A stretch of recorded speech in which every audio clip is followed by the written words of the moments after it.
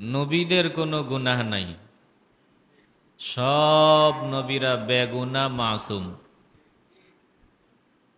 কিন্তু তারপরেও নবীরা বলছেন, আল্লাহ আমি জালেম, জুলুম করছি। আমগো নবীও পড়ছেন, আল্লাহ আমি জালেম, নিজের নফসের উপরে জুলুম করছি। বলেন, নবীর কোনো গুনাহ ছিল? তো নবী পড়ছেন কেন? রব্বানা যালামনা আনফুসানা ওয়া ইন লাম তাগফির লানা ওয়া তারহামনা লানাকুনান্না মিনাল খাসিরিন।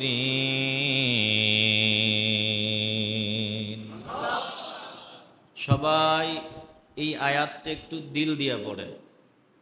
বলা তো যায় না, মাওলার কাছে কবুল হলেই কপাল খুলে যাবে।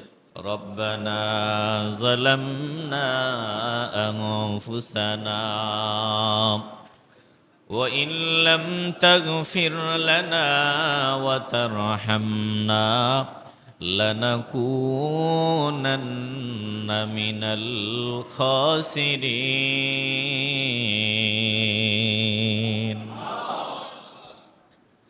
আয় আল্লাহ, আমি জুলুম করেছি আনফুসানা, আমার নফসের উপর, আমাদের নফসের উপর আমরা জুলুম করেছি, আমার নফসের উপর আমি অত্যাচার করেছি।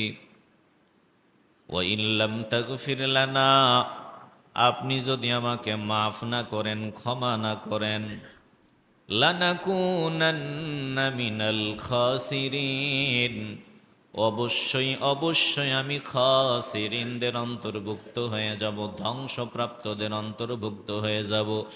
অবশ্যই অবশ্যই আমি জাহান্নামীদের অন্তর্ভুক্ত হয়ে যাব, যদি আপনি আমাকে মাফ না করেন, ক্ষমা না করেন। আল্লাহ যদি ক্ষমা না করেন, নিশ্চিত আমরা ধ্বংস, আমাদের দুনিয়াও ধ্বংস, আমাদের আখেরাতও ধ্বংস। এই জন্য নবীদের গুনাহ না থাকা সত্ত্বেও নবীরা এই দোয়া পড়ছেন। রামগো দেশে পাওয়া যায় এরকম মুসলমান, মরলে জানাজাও হবে, কোনো গুনাহ নাই, মাপ চাইব কেন, ক্ষমা চাইব না। একটু আওয়াজ দিয়ে বলবেন না নাউজুবিল্লাহ। এরকম অহংকারীরা বয়ানে আবার হুজুরের কাছ থেকে মাইক নিয়ে 30 মিনিট ওয়াজ করে।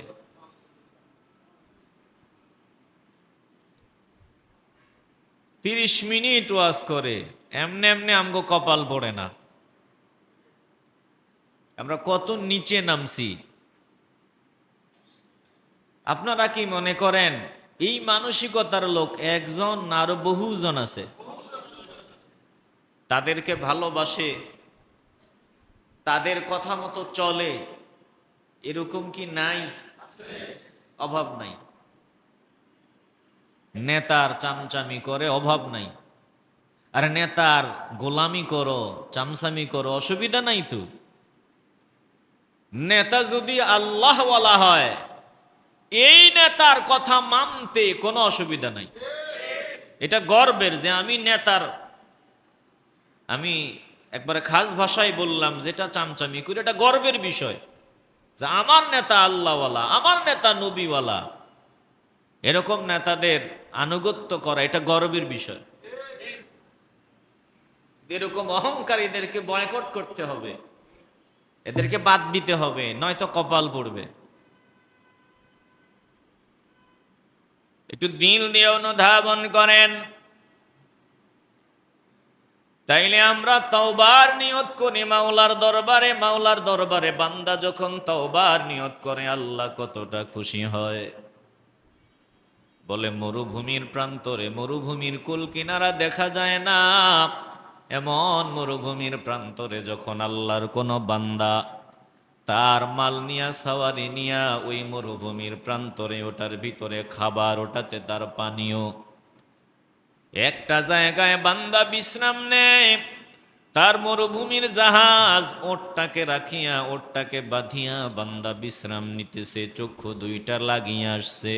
হঠাৎ করে বান্দার চক্ষু খুলিয়া দেখে বান্দার ওট নাই, খাবার নাই, পানীয় নাই। যাবে কোন দিকে বান্দা? একবার এইদিকে আর একবার ওই দিকে, অনেকক্ষণ খোঁজাখুঁজি করার পর পরিশেষে বান্দা ক্লান্ত শ্রান্ত হয়ে নিরুপায় হয়ে নিশ্চিত মৃত্যু জানিয়া বান্দা একটা জায়গায় বসে আছে, চক্ষু বন্ধ করে, যে নিশ্চিত বান্দার মরণ। পানি নাই, খাবার নাই, নিশ্চিত বান্দার মরণ। একমাত্র বাহন বান্দা খুঁজে পায় না। এবার হঠাৎ করে বান্দা বান্দার সামনে তার বাহন এবং খাদ্য পানীয় সহ হাজির দেখতে পায়।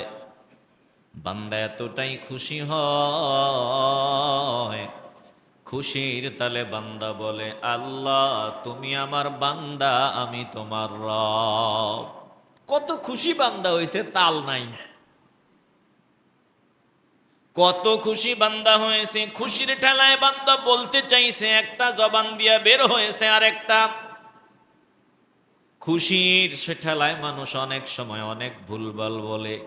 বলে বান্দা যতটা খুশি হইছেন, আল্লাহ ভোলা বান্দা যখন কাম ব্যাক করে আল্লাহর দিকে ফিরে আসে, তওবা করে, আমার আল্লাহ ওই বান্দা চাইতেও আরো বেশি খুশি হয়ে যায়। তাহলে আমরা ফিরে আসবো কার কাছে? এমন কথা না যে আমার গুনাহ নাই, আরে গুনার তো শেষই নাই।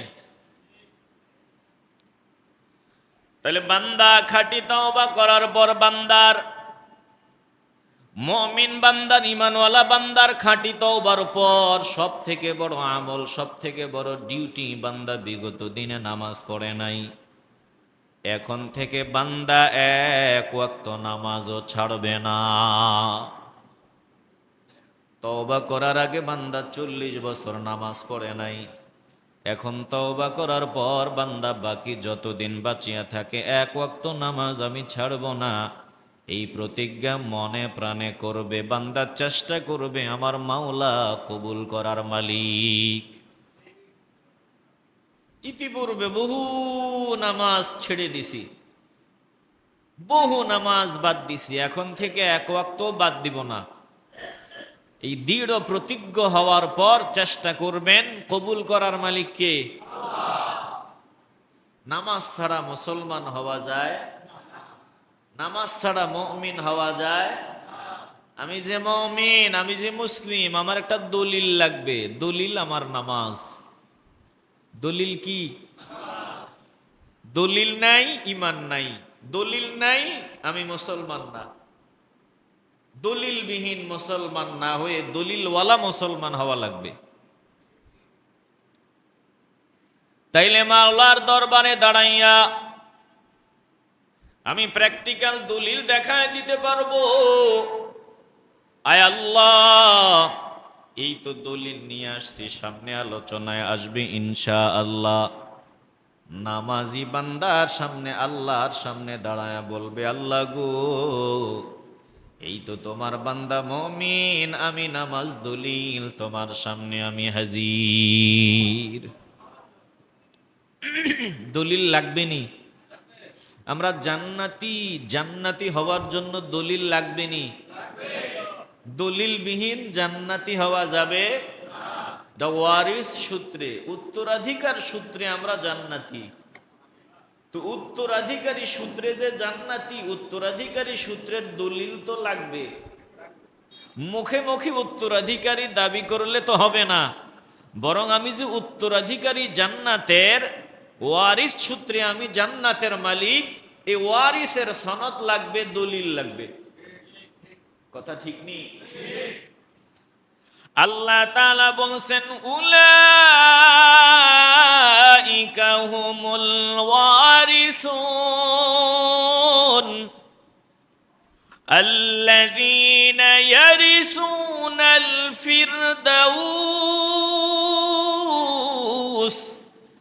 হুম ফিহা খালিদুন।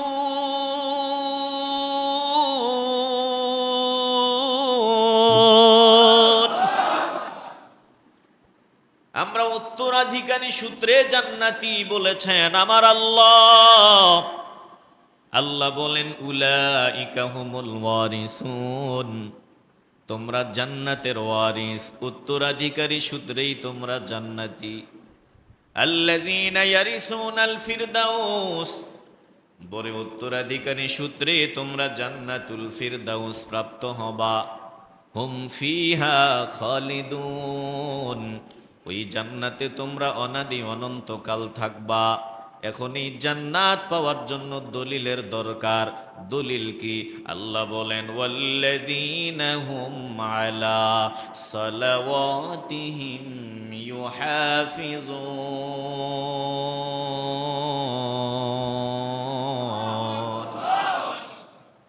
নামাজ কয় ওয়াক্ত?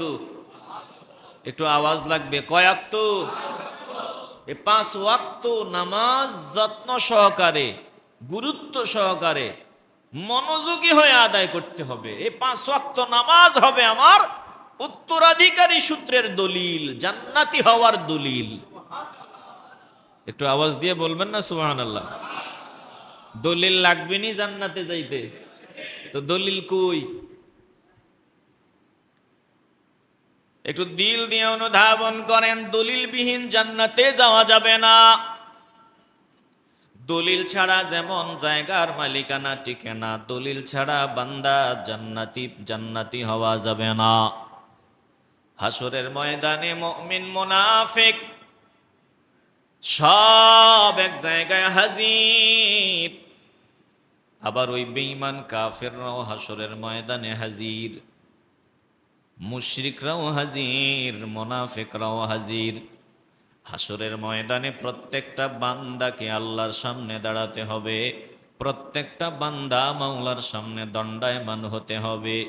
বলেন দিল থেকে ঈমানের আওয়াজ দিয়ে বলবেন, আল্লাহর সামনে আমাদের দাঁড়াতে হবে, এই ইয়াকিন বিশ্বাস আমাদের আছে না? না, এই বিশ্বাসটাই বান্দাকে, এই বিশ্বাস, এই কথাটাই বান্দাকে পরিবর্তন করে দেয়। এই কথাটাই বান্দার জীবনের মোড় ঘুরিয়ে দেয়। এই ছোট্ট একটা কথাই বান্দাকে সব থেকে সভ্য, আদবওয়ালা, ভদ্র মানুষ বানায় দেয়। একটা কথা, এই কথাটা যে মানে না, সে জঘন্য, নিকৃষ্ট, বেয়াদব, গর্হিত। এই বান্দার মতো নিকৃষ্ট বান্দার নাই যে এই কথাটা মানে না। দাঁড়াতে হবে কার কাছে? একটু কলজা থেকে বলেন না, কার কাছে দাঁড়াতে হবে? হাসরের ময়দানে সব বান্দারা হাজির, কেউ বাকি নাই, সবাই হাজির। ইহুদিদেরকে হাজির করা হবে, খ্রিস্টানদেরকে হাজির করা হবে, বৌদ্ধদেরকে হাজির করা হবে, মুশরিকদেরকে হাজির করা হবে, মুমিনদেরকে হাজির করা হবে। কেউ কেউ সেদিন ডাক দিয়ে বলবে, হায় আফসোস, যদি আমি মাটি হয়ে যেতাম, আজকের এই দিনে যদি আমি মাটি হয়ে যেতাম, আমি বেঁচে যেতাম। কুনতু তুরাবা, যদি মাটি হয়ে যেতাম, মাটি হয়ে যেতাম। বলেন তো সেদিন আফসোস করে কোনো লাভ আছে? একটু আওয়াজ দিয়ে বলবেন, লাভ আছে? আল্লাহ তাআলা সূরা বাকারা সূরা কলমের 42-43 নম্বর আয়াতে বলেন, ইয়াউমা ইউকশাফু আন সাকিন ওয়া ইউদআউনা ইলাস সুজুদি ফালা ইয়াস্তাতিউন খাশিআতান আবসারুহুম তারহাকুহুম যিল্লাহ وقد كانوا يدعون إلى السجود وهم سالمون।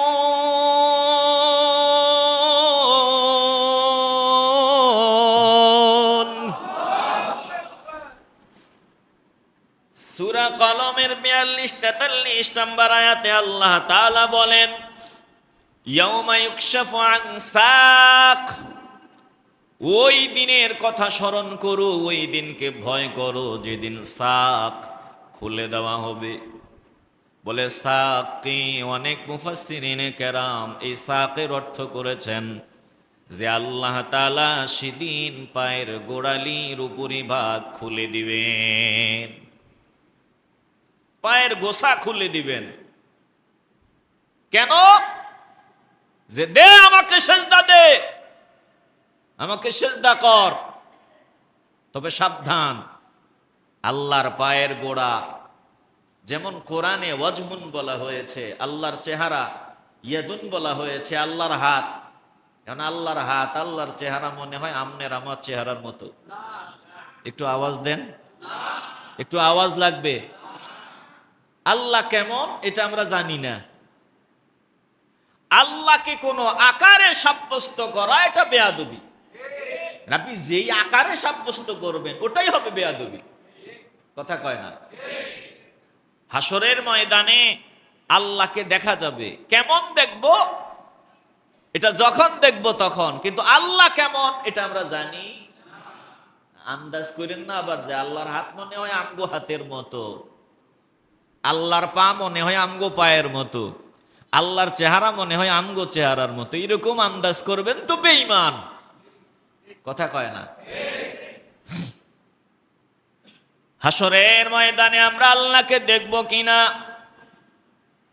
আল্লাহর নবী রাহমাতুল লিল আলামিন কে জিজ্ঞাসা করা হয়, ইয়া রাসূলুল্লাহ, হাসরের ময়দানে আমরা মাওলাকে দেখব কিনা? আল্লাহর নবী বললেন, দুপুর বেলা যদি আকাশে কোনো বৃষ্টি না থাকে, দিনের বেলা আসমানের সূর্যকে দেখতে কোনো অসুবিধা হয়? তোমরা সূর্য দেখোনি? বলে হ্যাঁ দেখি। বলে সূর্য যেমন দেখো, হাসরের ময়দানে মাওলাকেও তোমরা তেমন দেখবা। আল্লাহর নবী বললেন, পূর্ণিমার রাত, আকাশ যদি মেঘাচ্ছন্ন না থাকে, আকাশ যদি পরিষ্কার পরিচ্ছন্ন থাকে, পূর্ণিমার রাত, ওই 14-15 তারিখের রাতের চাঁদটাকে তোমরা দেখতে কোনো অসুবিধা হয় নাকি? বলেন না না না। আকাশ যেমন পরিষ্কার থাকলে পূর্ণিমার চাঁদ যেমন দেখা যায়। বলে হাসরের ময়দানে বিচার দিবসে বান্দা আল্লাহকে দেখবে, দেখতে কোনো অসুবিধা হবে না। তবে আল্লাহ কেমন এটা আমরা কেউ জানি না। এজন্য আল্লাহকে কোনো আকারের সাথে আমরা মিলাই না। হাসরের ময়দানে আল্লাহ তাআলা বলেন, যেদিন চরম সংকটময় দিন আসবে, আল্লাহ তাআলা সাক পায়ের গোড়ালি খুলে দিবেন। আল্লাহ তাআলা বলবেন, আয় আয় আয়, আমাকে সিজদা দিয়া দেখায় দি। ওই দিনের অবস্থাটা কেমন হবে? বলে ইহুদিদেরকে ডাকা হবে, খ্রিস্টানদেরকে ডাকা হবে, মুনাফিকদেরকে ডাকা হবে, সব বান্দা হাজির। ওই দিন যেই বান্দা যাকে সেজদা দিছে, যার পূজা করছে, ওই বান্দার সাথে যে যাকে পূজা করছে, ওই পূজা করনেওয়ালা জিনিসের সাথে বান্দা পিছে পিছে আল্লাহর সামনে দাঁড়াবে। আপনি কার পূজা করেন একটু চিন্তা করেন। যার পূজা করেন তার পেছনেই আল্লাহর সামনে দাঁড়াবেন। এজন্য দিল পরিষ্কার করে ইমানের আওয়াজ নিয়ে বলবেন, একজনের পূজা হবে, দাসত্ব হবে একজনের। দিল থেকে ইমানের আওয়াজে বলেন, তিনি কে? তাইলে আল্লাহর কাছে থাকবেন। ইহুদিদেরকে ডাকা হবে, বলবে, বলো তোমরা কার পূজা করেছো, কার ইবাদত করেছো? ইহুদিরা ডাক দিয়ে বলবে, আল্লাহর পক্ষ থেকে তাদেরকে বলা হবে, তোরা কার পূজা করেছো? বলা হবে, আমরা আল্লাহর পুত্র উযাইর আলাইহিস সালামের পূজা করেছি। জোরে কর নাউযুবিল্লাহ। মা কানা লিল্লাহি আন ইয়াত্তাখিযা মিন ওয়ালাদিন সুবহানা। কোরআনে আল্লাহ বলছেন যে আমার কাজ না কারো বাপ হওয়া, কোন সন্তানের পিতা হওয়া, কোন সন্তান জন্ম দেওয়া, এটা আমার কাজ না। এগুলো থেকে আমি পবিত্র। ইদা কাদা আমরা, আমি যখন কিছু করার ইচ্ছা করি, ফাইন্নামা ইয়াকুলু লাহু কুন ফায়াকুন, সেটার জন্য বলি হও আর হয়ে যায়। একটু আওয়াজ দিয়া বলবেন না সুবহানাল্লাহ। আজ এই কোরআনের আয়াত তারা মানে না। হাসরের ময়দানে তারা ডাক দিয়ে বলবে উজাইরের পূজা করতাম, আল্লাহর পুত্র উজাইর আলাইহিস সালামের পূজা করতাম। এবার আল্লাহ তাআলা বলবেন, আল্লাহর পক্ষ থেকে জানায়া দেওয়া হবে, ও জাহান্নামীর দল, দুনিয়াতে বলা হয়েছিল আমার কাজ এগুলো না, আমি এগুলো থেকে পবিত্র মানো নাই, যাক পূজা করেছো, এখন তোমরা কি চাও বলো, কি চাও? বলে গলাটা শুকায় গেছে, এত পিপাসা, এত পিপাসা, এক ফোঁটা পানি যদি পাইতাম কলজাটা একটু ঠান্ডা করতাম, কলজাটা শুকায় গেছে, পানি নাই, একটু পানির দরকার। হাসরের ময়দানে পানি পান করাবে কে? যে পানি পান করাবে তার সাথেই তো তাদের দুশ্মনী। হাসরের ময়দানে উম্মতদেরকে ডাকিয়া ডাকিয়া আল্লাহর নবী হাউজে কাউসারের পানি পান করায় দিবে। একবার যাকে পান করাবে তার জান্নাতে যাওয়ার আগ পর্যন্ত আর পিপাসা লাগবে না। তো নবী তো সেদিন তাদের পানি পান করাবে না, কারণ তারা নবীর দুশ্মন। একটা জবানও বন্ধ রাখবেন না। দিলে যদি ইচ্ছা থাকে কলজা থেকে ইমানের আওয়াজ দিয়ে বলবেন, কবুল করার মালিক আমার আল্লাহ। বলেন, হাউজে কাউসারে আমরা নবীর হাত থেকে পানি, হাউজে কাউসার পান করতে চাই কি চাই না? আমি আপনাদেরকে আলোচনা শোনাইছিলাম হাউজে কাউসারটা কি। বলে হাউজে কাউসার হলো 30 পারা কোরআন। এই কোরআনের একটা বাস্তব সুরত আছে, বাস্তব একটা আকৃতি আছে। জমিনে কোরআনকে দেখা যায় একটা বই, কিন্তু এন্তেকালের পর আল্লাহর নবীর সামনে দাঁড়াবার পর, আল্লাহর সামনে দাঁড়াবার পর হাউজে কাউসারকে আর কোরআনকে আর বইয়ের মতো দেখা যাবে না। কোরআনকে আল্লাহ একটা বাস্তব আকৃতি দান করবেন, ওই আকৃতিটাই হলো হাউজে কাউসার। কোরআনের পাগলাদের এই জমিনে কলজা ঠান্ডা হইতো না। যত তালাওয়াত শুনতো ততই মজা, মজা ফুরায় না। যতই তালাওয়াত শুনে ততই তৃপ্তি। বলে তাদের তৃপ্তি মিটায়া তাদেরকে পান করায়া দেওয়া হবে কোরআনের যে বাস্তব শরীর আল্লাহ দিবেন হাউজে কাউসার, বরফের চাইতে ঠান্ডা, দুধের চাইতে সাদা।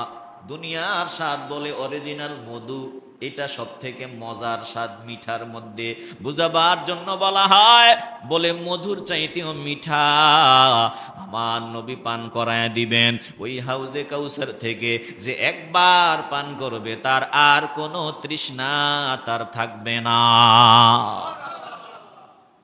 পান করতে মন চায়নি? বলেন না, পান করতে মন চায়নি? তাইলে কোরআনের সাথে আমাদের সম্পর্ক রাখার দরকার আছে না নাই? আমরা কোরআন যেখানে সেখানে থাকতে চাই কি চাই না? ওরা সেদিন ডাক নিয়ে বলবে, আল্লাহ পানি, কলজা শুকায় যাইতেছে, এক ফোঁটা পানি যদি পাইতাম। এবার তাদেরকে ফেরেশতারা দেখায় দিবে, যাও পানি দেখা যায়, যাও। বলে দূর থেকে মরিচিকা পানির মতো মনে হয়, আসলে পানি না, আসলে জাহান্নামের আগুন। জাহান্নামের আগুনে এমন উত্তপ্ত হয়ে থাকবে, জ্বলতে থাকবে। জাহান্নামের আগুনের এক অংশ আরেক অংশ খেয়ে ফেলবে, এমন কঠিন ভাবে উত্তপ্ত হতে থাকবে। দূর থেকে তারা পানির আশায় দৌড়ায়া যাবে, দৌড়াইতে থাকবে। যত যায় তত দূর, যত যায় তত দূর, মনে হয় যেন পানি, আসলে জাহান্নামের আগুন। এভাবে দৌড়াইতে দৌড়াইতে এক সময় ওই জাহান্নামের কিনারায় যাবে, আর এই জাহান্নামীদেরকে জাহান্নামে নিক্ষেপ করে দেওয়া হবে।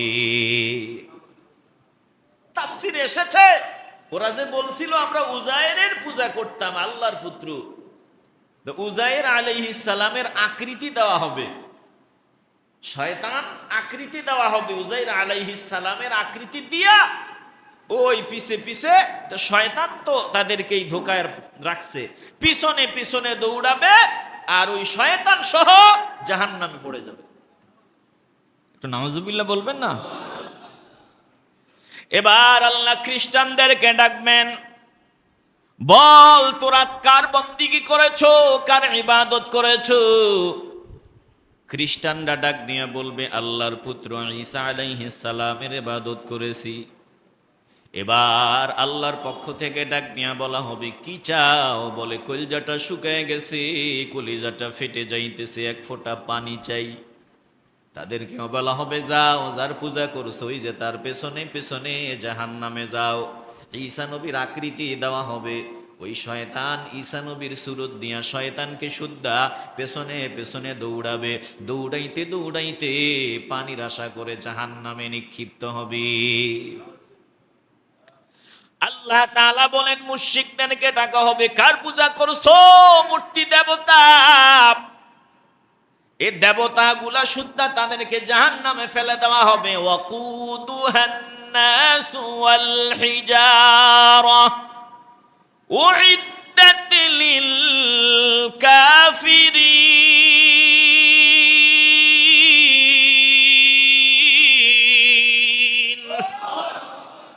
এই পাথরের বানানো দেবতা শুদ্ধা, তারা শুদ্ধা জাহান্নামে পড়ে যাবে। আল্লাহ বলেন, আমি গাদ্দারদের জন্য জাহান্নাম রেডি করে রাখছি। এবার মুশরিকরা জাহান্নামে চলে গেল, খ্রিস্টানরা বৌদ্ধরা জাহান্নামে চলে গেল, সবাই জাহান্নামী, বেঈমানরা জাহান্নামে পড়ে গেল। এবার যারা কালেমায় বিশ্বাসী, মুমিন দাবিদার, মুসলমান দাবিদার, সব আল্লাহর সামনে হাজির। আল্লাহ তাআলা ডাক দিয়া বলবেন, তোরা কি মুমিন ছিলি? বলবে, হ্যাঁ আমরা মুমিন ছিলাম। এখানে কিন্তু মুনাফিকও আছে, এই জায়গায় নামের মুসলমানও আছে, আবার কামের মুসলমানও আছে, সব আল্লাহর সামনে ডানে বামে হাজির। এবার আল্লাহ তাআলা ডাক দিয়া বলবেন, ঠিক আছে, প্র্যাকটিক্যাল, তোরা যে আমার গোলামি করছু, আজকে আমার সামনে প্র্যাকটিক্যাল দেখায় দিবি আমি আল্লাহ যে আমি তোদের রব। জমিনে স্বীকার করেছো, আজকে প্র্যাকটিক্যাল দেখায় দিবা। ইয়াউমা ইউকশাফু আন সাক। আল্লাহ তাআলা নূরের তাজাল্লি বিচ্ছুরিত হবে, আল্লাহ পা গায়ে দিবেন, আয় আয় আয় আমার সিজদা দে। ইউদআউনা ইলাস সুজুদ। আমি আল্লাহরে সিজদা দে, আমি মাওলারে সিজদা দিয়া দেখায়া দে। ফালা ইস্তাতিউন। যারা জমিনে একনিষ্ঠ হয়ে মাওলার গোলামি করেছে, বলতে দেরি হবে, তারা মাওলাকে সিজদা দিয়া দেখা দিতে দেরি হবে না। আর যারা সিজদা দেয় নাই, তাদের পিঠটা তামার পিতলের মতো শক্ত হয়ে যাবে। বলে তারা হাজারো চেষ্টা করবে সামনে ঝুঁকার জন্য, কিন্তু না না না, পিঠ একেবারে শক্ত হয়ে যাবে, তামা ওই সীসা ঢালা প্রাচীরের মতো শক্ত হয়ে যাবে। আল্লাহর সামনে সেদিন মাথা নত করতে পারবে না, চাইবে সামনে যায়, তারা পিছনের দিকে পড়ে যাবে।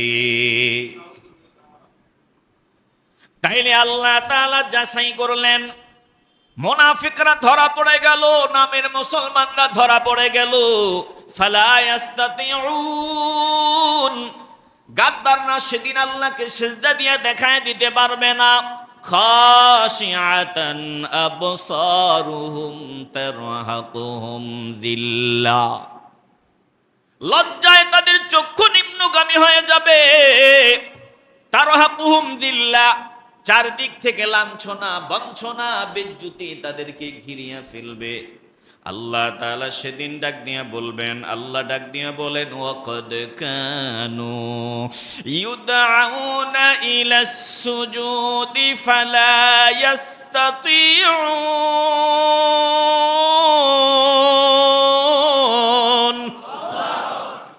জমিনে তোদেরকে সেজদা করার জন্য ডাকা হয়েছে, তোরা জমিনে সেজদা করো নাই, তোরা সুস্থ সবল ছিলি। আমি আল্লাহ তোদেরকে সুস্থতার নিয়ামত দান করেছিলাম, দুইটা পা দিছিলাম। আমি আল্লাহ তোদেরকে সুস্থ মস্তিষ্ক দান করেছিলাম, চোখের আলো দিছিলাম। আমি সুস্থতার নিয়ামতের মতো দামি নিয়ামত তোদেরকে দিয়েছিলাম, অথচ জমিনে আমাকে সেজদা করো নাই। আজকে সেজদা করতে চাও কিন্তু পারো না। আজকে চেষ্টা করিয়াও লাভ নাই। জাহান্নামের ফেরেশতাদেরকে বলা হবে, যা যা যা, জাহান্নামের শিকল লাগাইয়া টানিয়া তাদেরকে জাহান্নামে নিক্ষেপ করো। দলিল দিতে ব্যর্থ। আল্লাহর সামনে সেদিন দলিল নিয়ে দাঁড়াতে হবে। একটা জবানও বন্ধ রাখবেন না। দিলটা যদি পরিষ্কার হয়, ইমানের আওয়াজ দিয়ে বলবেন, আমরা মাওলার সামনে দলিল নিয়ে হাজির হতে চাই কি চাই না। আল্লাহ নবী রাহমাতুল লিল আলামিন বলেন, ক্বালা রাসূলুল্লাহ সাল্লাল্লাহু আলাইহি ওয়াসাল্লাম, মান হাফাযা আলাইহা কানাত লাহু নূরা ওয়া বুরহানা ওয়া নাজাতান ইয়াউমাল কিয়ামাহ।